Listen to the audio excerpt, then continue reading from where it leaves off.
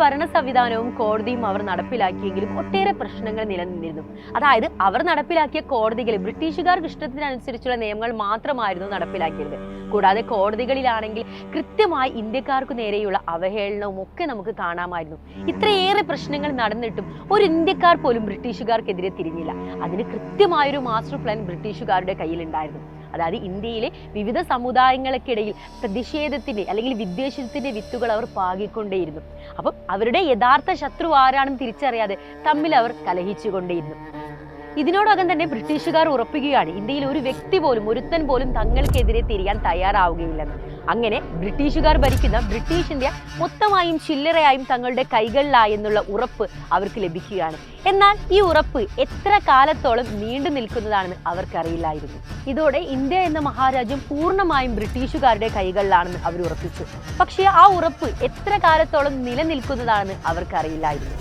പോർബന്തറിലെ ജനങ്ങളുടെ ഉറക്കം കെടുത്തിക്കൊണ്ടാണ് അന്ന് രാത്രി ആ കുട്ടി ജനിച്ചത്. കരംചന്ദ് ഗാന്ധിയുടെയും പുത്ലിബായിയുടെയും 4ാമത്തെ ആൺകുട്ടി. അതെ, മോഹൻദാസ് കരംചന്ദ് ഗാന്ധി.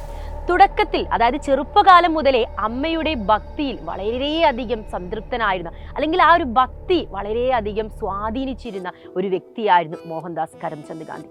അവനിങ്ങനെ വളർന്നു വരുന്ന സമയത്ത് അവൻ ചുറ്റുപാടും നോക്കുകയാണ്. തങ്ങൾ ജീവിക്കുന്ന രീതിയിൽ നിന്ന് എൻറ്റയർലി ഡിഫറെൻ്റ് ആയിട്ടാണ് തങ്ങളെ ഭരിക്കുന്ന ഇന്ത്യക്കാരെ ഭരിക്കുന്ന ബ്രിട്ടീഷുകാർ ജീവിക്കുന്നത്. അവരുടെ വീടുകളാണെങ്കിലും അവരുടെ ജീവിത ശൈലികളാണെങ്കിലും മൊത്തമായി വ്യത്യാസം. അപ്പൊ ഇത് എന്താണെന്ന് ആ കുട്ടി ചിന്തിച്ചുകൊണ്ടേയിരുന്നു. പക്ഷേ അധികകാലത്തോളം അവന്റെ ചിന്ത പോയില്ല. കാരണം ഇതൊരു സാധാരണ രീതിയാണെന്ന് അവൻ വിശ്വസിച്ചു. അങ്ങനെ കാലങ്ങൾ ഇങ്ങനെ കഴിഞ്ഞു പോവുകയാണ്. കാരണം അതിനെക്കുറിച്ച് കൂടുതൽ ചിന്തിക്കാൻ സമയമില്ലെന്ന് പറയാം. കാരണം നമ്മുടെ ഗാന്ധിജി, മോഹൻദാസ് കരംചന്ദ് ഗാന്ധി വളർന്നു വന്നതെല്ലാം പുസ്തകങ്ങളുടെ ഇടയിലായിരുന്നു. അങ്ങനെ കൗമാരകാലത്തിലെത്തിയപ്പോൾ നമ്മുടെ ഗാന്ധിജിക്ക് അതികഠിനമായൊരു പ്രണയം തോന്നുകയാണ്. ആരോടാണ്? പുസ്തകങ്ങളോടാണ്. അതും എന്ത് പുസ്തകങ്ങളോട്? നിയമ പുസ്തകങ്ങളോട്. അങ്ങനെ 1 അല്ല 2 അല്ല 3 അല്ല ഒരുപാട് പുസ്തകങ്ങൾ അവൻ വായിക്കുന്നു. ഇത് അവന്റെ മാതാപിതാക്കൾ ശ്രദ്ധിക്കുകയാണ്. ഒരു ദിവസം അവന്റെ പിതാവ് അവനോട് പറയുകയാണ്, നിനക്ക് എന്തുകൊണ്ട് നിയമം പഠിച്ചുകൂടാന്ന്. അതവന്റെ മനസ്സിൽ ഒരു പെട്ടെന്നുള്ളൊരു ആശയം ഉദിക്കുകയാണ്. നിയമം പഠിക്കണം. അപ്പം നിയമം പഠിക്കുമ്പോൾ എവിടെ എങ്ങനെ എന്നുള്ള ഒരുപാട് കാര്യങ്ങൾ നമ്മുടെ ഗാന്ധിജിയുടെ തലയിൽ അന്ന് ഓടുന്നുണ്ട്. അപ്പൊ അവന്റെ പിതാവ് പറയുന്ന ഒരു മറുപടി ഉണ്ട്. ഒരു പിതാവ് അവനോട് പറയുകയാണ്, നീ നിയമം പഠിക്കണം, പക്ഷെ അതൊരിക്കലും ഇവിടെ നിന്നാവരുത്, ഇന്ത്യയിൽ നിന്നാവരുത് നീ പഠിക്കേണ്ടത്. എവിടെ നിന്നാവണം നീ നിയമം പഠിക്കുന്നത്? നമ്മളെ ഭരിക്കുന്നവരുടെ മധ്യത്തിൽ പോയി നിയമം പഠിക്കണം. എന്താണ്? നമ്മളെ ഭരിക്കുന്ന ആരാണോ അവരുടെ മധ്യത്തിൽ പോയി അവരുടെ നിയമം നീ പഠിക്കണം. അങ്ങനെ ഗാന്ധിജി ബ്രിട്ടനിലേക്ക് പോവുകയാണ്. മുംബൈ തുറമുഖത്തിൽ നിന്നും അങ്ങനെ അദ്ദേഹം ബ്രിട്ടീഷ് സാമ്രാജ്യത്തിന്റെ ഹൃദയഭാഗത്തേക്ക് പോവുകയാണ്. അന്ന് അദ്ദേഹത്തിന് അറിയില്ലായിരുന്നു തിരിച്ച് ഞാൻ കൊണ്ടുവരാൻ പോകുന്ന വലിയൊരു കൊടുങ്കാറ്റാണെന്ന്. നാട്ടുകാർ ആദ്യമായാണ് അത്തരത്തിലൊരു കാഴ്ച കാണുന്നത്. അവർക്ക് തികച്ചും അത്ഭുതമായിരുന്നു. കാരണം ഒരു പയ്യനെ ഒരു കൂട്ടം ബ്രിട്ടീഷുകാർ ചേർന്ന് ആക്രമിക്കുന്നു. എത്ര തല്ലി ചതച്ചിട്ടും അവർക്ക് അറിയുന്നു പോലുമില്ല. അങ്ങനെ തുടരെ അവനെ തല്ലുന്ന സമയത്ത് ആളുകൾ പറയുന്നുണ്ട്, എന്തിനാണ് ഇവനെ തല്ലുന്നത്? ആ പയ്യനും മറുപടി പറയുന്നില്ല, ബ്രിട്ടീഷുകാരും പറയുന്നില്ല. അവസാനം ആ പയ്യനെ അവരെന്ത് ചെയ്യുകയാണ്? ജയിലിലേക്ക് കൊണ്ടുപോവുകയാണ്.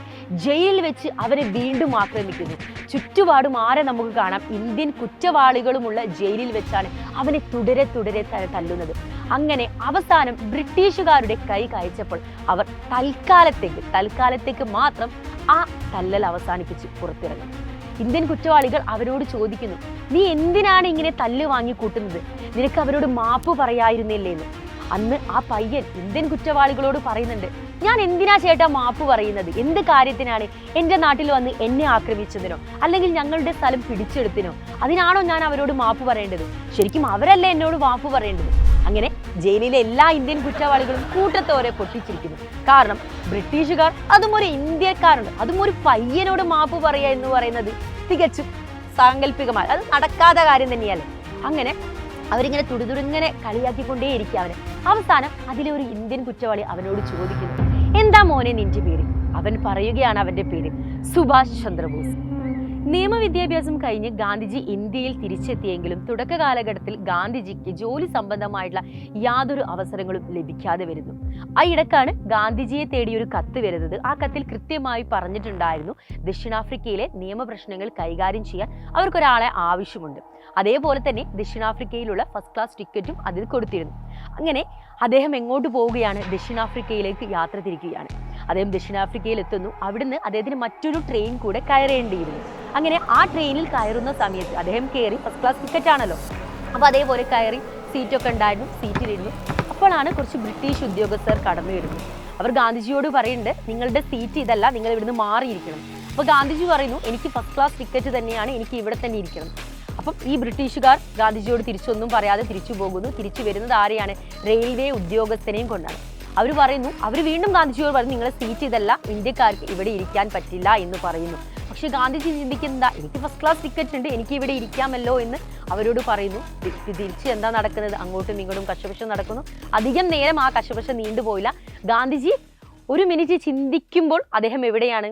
സ്റ്റേഷന് പുറത്താണ്. അതായത് ഈ റെയിൽവേ ഉദ്യോഗസ്ഥർ അദ്ദേഹത്തിന് പിടിച്ചെന്താണ്? സ്റ്റേഷന് വെളിയിലിട്ടു. അങ്ങനെ ആ സ്റ്റേഷനിൽ ഇരുന്നു കൊണ്ട് അദ്ദേഹം ചിന്തിക്കുകയാണ്. അദ്ദേഹം മണിക്കൂറുകളോളം ആ സ്റ്റേഷനിൽ ഇരുന്നു കൊണ്ട് ചിന്തിക്കുകയാണ്, എന്തിനാണ് അവർ എന്നെ പിടിച്ചു പുറത്താക്കുന്നത്? ഇന്ത്യയിലുള്ള അതേ അവസ്ഥ തന്നെയാണ് ഇവിടെ ദക്ഷിണാഫ്രിക്കയിലുള്ളത്. അതായത് അന്ന് ഇന്ത്യ ബ്രിട്ടീഷുകാർ കൈയടക്കിയിരുന്നത് പോലെ ദക്ഷിണാഫ്രിക്കയിലും ബ്രിട്ടീഷുകാരുടെ പിടിയിലായിരുന്നു. ഇതിനെതിരെ എന്തെങ്കിലും ചെയ്യണമെന്ന ചിന്ത അദ്ദേഹത്തിന് ഉദിച്ചു. അങ്ങനെ മണിക്കൂറുകളും ആ റെയിൽവേ സ്റ്റേഷനിൽ അദ്ദേഹം സമയം പിന്നിട്ടു. താൻ എന്തിനാണ് ദക്ഷിണാഫ്രിക്കയിൽ എത്തിയതെന്ന കാര്യം പോലും അദ്ദേഹം മറന്നുപോയി. കാരണം അത്തരത്തിലുള്ള ഒരു ഇൻസിഡന്റ് ആയിരുന്നു അവിടെ നടന്നിട്ടുണ്ടായിരുന്നത്. അങ്ങനെ ഒരുപാട് ഗാന്ധിജി അലയുന്നു.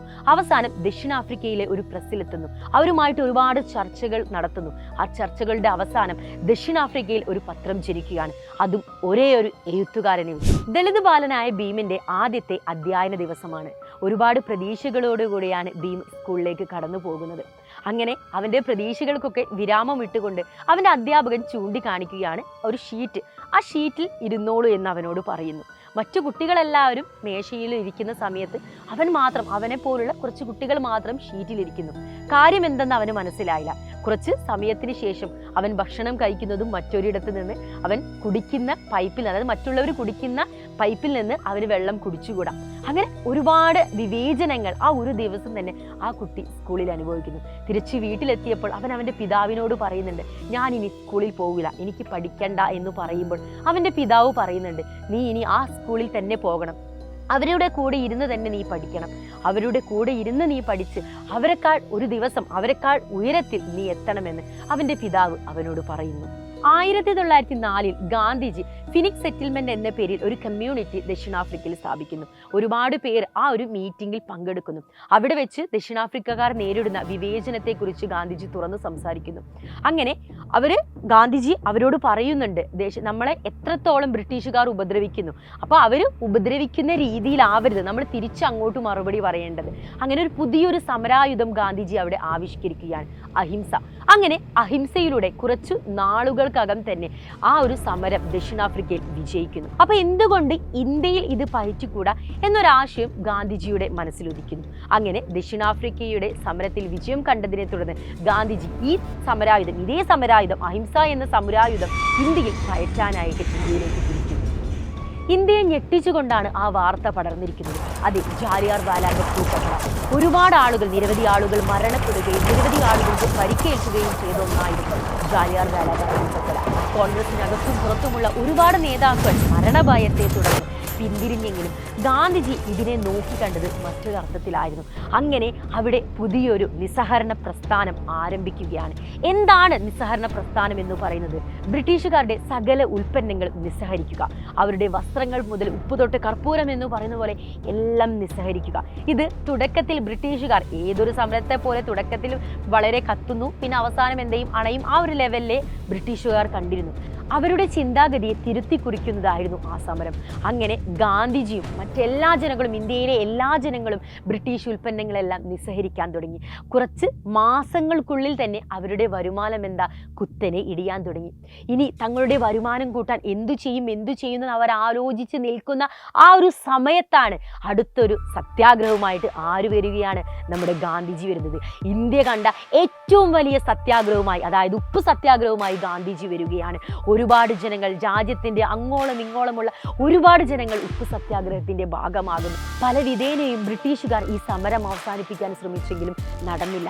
അങ്ങനെ രാജ്യത്തുള്ള പല ആളുകളിലേക്കും ഇത് എന്ത് ചെയ്യുകയാണ്, വ്യാപിച്ചു പോവുകയാണ്. പക്ഷേ ഈ ഒരു സമരം അവസാനിപ്പിക്കാൻ വേണ്ടിയിട്ട് എന്ത് ചെയ്യണമെന്ന് ബ്രിട്ടീഷുകാർ ആലോചിച്ചു. പല വിധേനയും പല ആളുകളെയും അറസ്റ്റ് ചെയ്തിട്ടും ഈ സമരം അവസാനിക്കാത്തതിനെ തുടർന്ന് എന്തു ചെയ്യുകയാണ്, സമരത്തിൻ്റെ നേതാവായ ഗാന്ധിജിയെ തന്നെ അവർ അറസ്റ്റ് ചെയ്യുന്നു. അങ്ങനെ ഗാന്ധിജിയുടെ അറസ്റ്റിന് ശേഷം ഈ ഒരു സത്യാഗ്രഹം മന്ദഗതിയിലാവുകയാണ്. അതായത് ഒരു നേതാവിനെ എടുത്തു മാറ്റുന്ന സമയത്ത് അത്രത്തോളം അണികൾക്ക് നേതാവ് ഉണ്ടാകുമ്പോഴുള്ള ആ ഒരു വീര്യവും കാര്യങ്ങളും നമ്മൾ നേതാവില്ലാത്ത സമയത്ത് ഉണ്ടായിക്കൊള്ളണമെന്നില്ല. അതുതന്നെ സംഭവിക്കുന്നു. കുറച്ചു വർഷങ്ങൾക്കുള്ളിൽ തന്നെ ഈ ഒരു സത്യാഗ്രഹം മന്ദഗതിയിലേക്കാവുന്നു. ഒരു ഇടവേളയ്ക്കു ശേഷം ജയിലിൽ നിന്നും ഗാന്ധിജി തിരിച്ചു വരുന്നു. അപ്പോഴേക്കും അദ്ദേഹത്തിൻ്റെ അഹിംസാ രീതി ജനങ്ങൾക്കെല്ലാവർക്കും വളരെ ഇഷ്ടപ്പെട്ടിരുന്നു. കാരണം എന്താണെന്ന് വെച്ചാൽ ഇത്ര കാലത്തോളം ആളുകളെല്ലാം ബ്രിട്ടീഷുകാർക്കെതിരെ പോരാടിയിരുന്നത് അക്രമാത്മകമായ രീതിയിലായിരുന്നു. അപ്പം അഹിംസ അല്ലെങ്കിൽ സത്യാഗ്രഹം വെച്ച് ബ്രിട്ടീഷുകാർക്കെതിരെ പോരാടിയിട്ട ഒരു വ്യക്തി മാത്രമേ ഉണ്ടായിരുന്നുള്ളൂ. അങ്ങനെ കുറച്ചു കാലത്തിനുള്ളിൽ തന്നെ ജനങ്ങളെല്ലാം നമ്മുടെ ജനങ്ങൾക്കെല്ലാവരും ഗാന്ധിജി എന്ന് പറയുമ്പോൾ ഒരു വലിയൊരു നേതാവായി. അങ്ങനെ നമ്മുടെ ഇന്ത്യൻ നാഷണൽ കോൺഗ്രസിൽ പുതിയൊരു പ്രസിഡന്റ് വരുന്നു, നമ്മുടെ സുഭാഷ് ചന്ദ്രബോസ്. അങ്ങനെ സുഭാഷ് ചന്ദ്രബോസുമായിട്ട് ഒരു വർഷത്തോളം ഗാന്ധിജി നല്ല ബന്ധത്തിലൊക്കെ ആണെങ്കിൽ കൂടെ സുഭാഷ് ചന്ദ്രബോസിന് അക്രമാത്മക രീതിയിലൂടെ പോയാൽ മാത്രമേ നമുക്ക് ബ്രിട്ടീഷുകാരെതിരെ പോരാടാൻ പറ്റുള്ളൂ, ബ്രിട്ടീഷുകാർക്കെതിരെ തിരിയാൻ പറ്റുകയുള്ളൂ, അല്ലെങ്കിൽ നമുക്ക് സ്വാതന്ത്ര്യം കിട്ടുകയുള്ളൂ എന്ന ചിന്താഗതിയായിരുന്നു നമ്മുടെ സുഭാഷ് ചന്ദ്രബോസിനുള്ളത്. പക്ഷെ നമ്മുടെ ഗാന്ധിജിയുടെ ആഗ്രഹം എന്തായിരുന്നു? അഹിംസ സത്യാഗ്രഹം. അങ്ങനെ ഒരു വർഷത്തിന് ശേഷം സുഭാഷ് ചന്ദ്രബോസ് ഗാന്ധിജിയുമായി ഒത്തുപോകാതെ ഇന്ത്യ വിട്ടു പോവുകയാണ്. അങ്ങനെ സുഭാഷ് ചന്ദ്രബോസിന്റെ ആ ഒരു വേർപാട്, അദ്ദേഹം ഇന്ത്യ വിട്ടു പോകുന്ന ആ ഒരു സമയത്ത് ജനങ്ങളെല്ലാവരും സങ്കടക്കടലിലായെങ്കിലും അവർക്ക് എല്ലാവർക്കും മറ്റൊരു നേതാവിനെ കിട്ടുകയാണ്. അങ്ങനെ ഗാന്ധിജിയുടെ മുമ്പിൽ മറ്റാരുമില്ല. അങ്ങനെ ഇന്ത്യയുടെ ബ്രിട്ടീഷ് ഇന്ത്യയുടെ ഒരു നേതാവായി ആരു മാറുകയാണ്? നമ്മുടെ ഗാന്ധിജി മാറുകയാണ്. ഗാന്ധിജിയുടെ തിരിച്ചുവരവ് അപകടമാണെന്ന് മനസ്സിലാക്കിയ ബ്രിട്ടീഷുകാർ ലണ്ടനിൽ വെച്ചൊരു വട്ടമേശ സമ്മേളനം അറേഞ്ച് ചെയ്യുന്നു. ആ ഒരു സമ്മേളനത്തിൽ ഗാന്ധിജി ഉൾപ്പെടെയുള്ള കോൺഗ്രസ് നേതാക്കളൊക്കെ പങ്കെടുക്കുന്നുണ്ട്. ഒരുപാട് വിട്ടുവീഴ്ചകളൊക്കെ ബ്രിട്ടീഷുകാർ വെക്കുന്നുണ്ടെങ്കിലും ഗാന്ധിജിയും കോൺഗ്രസ് നേതാക്കളും അതിന് തയ്യാറായില്ല. ലണ്ടനിൽ നിന്ന് തിരിച്ച് ഇന്ത്യയിലേക്ക് വരുമ്പോൾ കൃത്യമായ ദൃഢനിശ്ചയത്തോടു കൂടിയാണ് അദ്ദേഹം എത്തുന്നത്. അങ്ങനെ ഇന്ത്യയിൽ കാലുകുത്തിയ ഉടൻ തന്നെ അദ്ദേഹം ക്വിറ്റ് ഇന്ത്യ സമരത്തിന് ആഹ്വാനം ചെയ്യുന്നു. ഒരു കൊടുങ്കാറ്റ് പോലെ ജനങ്ങൾ ബ്രിട്ടീഷുകാർക്കെതിരെ തിരിയുന്നു. ബ്രിട്ടീഷുകാർ പല വിധേനയും ഇന്ത്യക്കാരോട് പോരാടാൻ ശ്രമിച്ചെങ്കിലും അതെല്ലാം വിഫലമായി. കാരണം ആ സമയത്തായിരുന്നു രണ്ടാം ലോക മഹായുദ്ധം നടക്കുന്നത്. അവരുടെ ആയുധങ്ങളെല്ലാം രണ്ടാം ലോക മഹായുദ്ധം ആവശ്യമായി. അങ്ങനെ ആയുധങ്ങളുടെ പരിമിതി കാരണം ഈ ഒരു ക്വിറ്റ് ഇന്ത്യ സമരത്തിന് നല്ല രീതിയിൽ അവർക്ക് പെർഫോമൻസ് കാഴ്ചവെക്കാൻ കഴിഞ്ഞില്ല. അതേ സമയത്ത് രണ്ടാം ലോക മഹായുദ്ധത്തിലും അവർ തളർന്നുകൊണ്ടേയിരിക്കുകയാണ്. കാരണം അവിടെ രണ്ടാം ലോക മഹായുദ്ധത്തിൽ ബ്രിട്ടീഷുകാർക്കെതിരെ പോരാടിയതും ഒരു ഇന്ത്യക്കാരനായിരുന്നു, അതെ നമ്മുടെ സുഭാഷ് ചന്ദ്രബോസ്. ഇന്ത്യക്കകത്ത് ഗാന്ധിജിയും ഇന്ത്യക്ക് പുറത്ത് സുഭാഷ് ചന്ദ്രബോസും ബ്രിട്ടീഷുകാരുടെ വേരിയിളക്കാൻ തുടങ്ങി. അങ്ങനെ 200 വർഷക്കാലമായി ശ്വാസം മുട്ടി നമ്മൾ ജീവിച്ചിരുന്ന നമ്മുടെ ഇന്ത്യ കീഴടക്കിയിരുന്ന ബ്രിട്ടീഷുകാർ ഇന്ത്യ വിട്ടുപോകാൻ തയ്യാറായി. അങ്ങനെ 1947 ഓഗസ്റ്റ് 15 ഇന്ത്യ സ്വതന്ത്രയായി. ഇന്ത്യയുടെ പ്രഥമ പ്രധാനമന്ത്രിയായി ജവഹർലാൽ നെഹ്റു അധികാരമേൽക്കുന്നു. ഇന്ത്യയുടെ നിയമസംഹിത തയ്യാറാക്കാനായി ഒരു പ്രശസ്ത വക്കീലിനെ ഏൽപ്പിക്കുന്നു. അങ്ങനെ ബ്രിട്ടീഷുകാർ തയ്യാറാക്കിയ നിയമങ്ങളെല്ലാം കാറ്റിൽ പറത്തിക്കൊണ്ട് അദ്ദേഹം പുതിയൊരു നിയമം തയ്യാറാക്കുന്നു. നീ അവരോടൊപ്പം തന്നെ സ്കൂളിൽ പോകണം, നീ അവരോടൊപ്പം തന്നെ പഠിക്കണം, പക്ഷേ ഒരു നാൾ നീ അവരെക്കാൾ ഉയരത്തിൽ നീ പറക്കണം. അന്ന് നീ അവർ എഴുതിയ നിയമങ്ങളെല്ലാം കാറ്റിൽ പറക്കണം.